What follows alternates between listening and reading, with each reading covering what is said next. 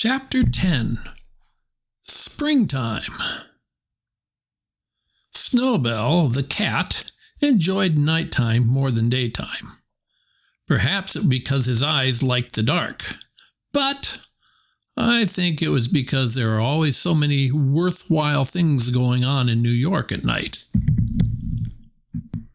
Snowbell had several friends in the neighborhood. Some of them were house cats, others were store cats.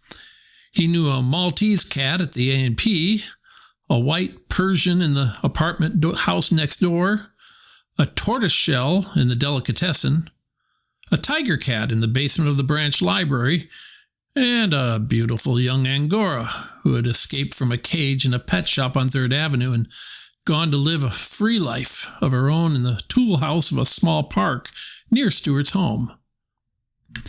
One fine spring evening, Snowbell had been calling on the Angora in the park. He started home late, and it was such a lovely night, she said she would walk along with him to keep him company. When they got to Mr. Little's house, the two cats sat down at the foot of a tall vine, which ran up the side of the house past George's bedroom. This vine was useful to Snowbell because he could climb it at night and crawl into the house through George's open window. Snowbell began telling his friend about Margalo and Stuart. "Goodness," said the Angora cat.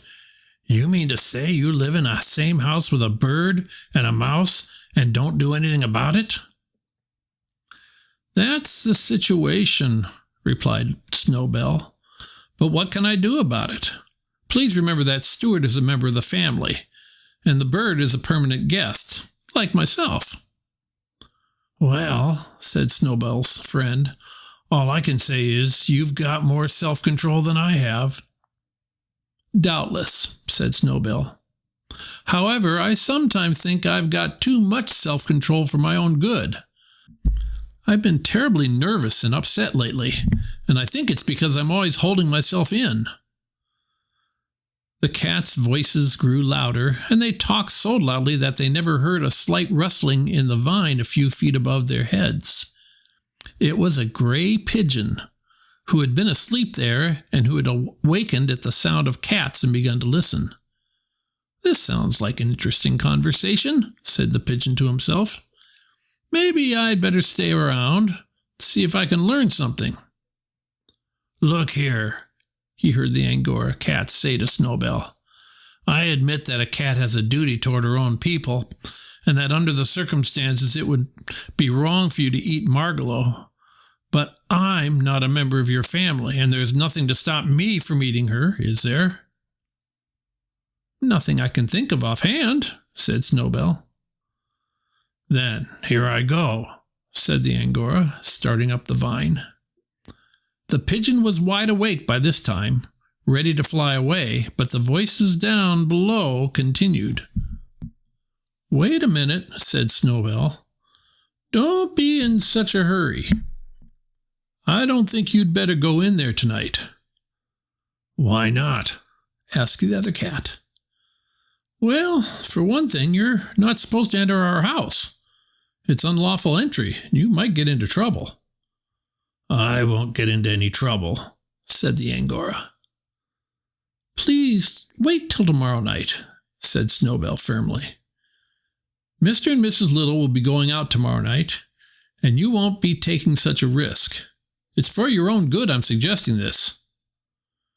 "Oh, all right," agreed the Angora. "I guess I can wait, but tell me where I'll find the bird after I do get in." "That's simple," said Snowbell.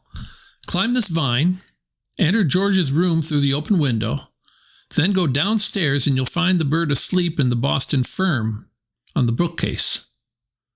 "Easy enough," said the Angora, licking her chops. "I'm obliged to you, sir."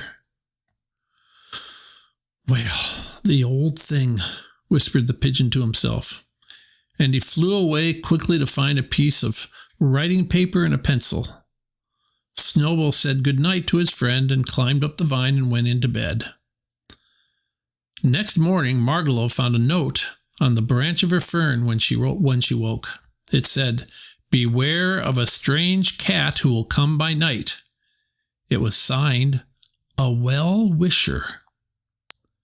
She kept the note under her wing all day long, wondering what she had better do, but she didn't dare show it to anyone, not even to Stuart. She couldn't eat, she was so frightened. "What had I better do?" she kept saying to herself. Finally, just before dark, she hopped up to an open window, and without saying anything to anybody, she flew away.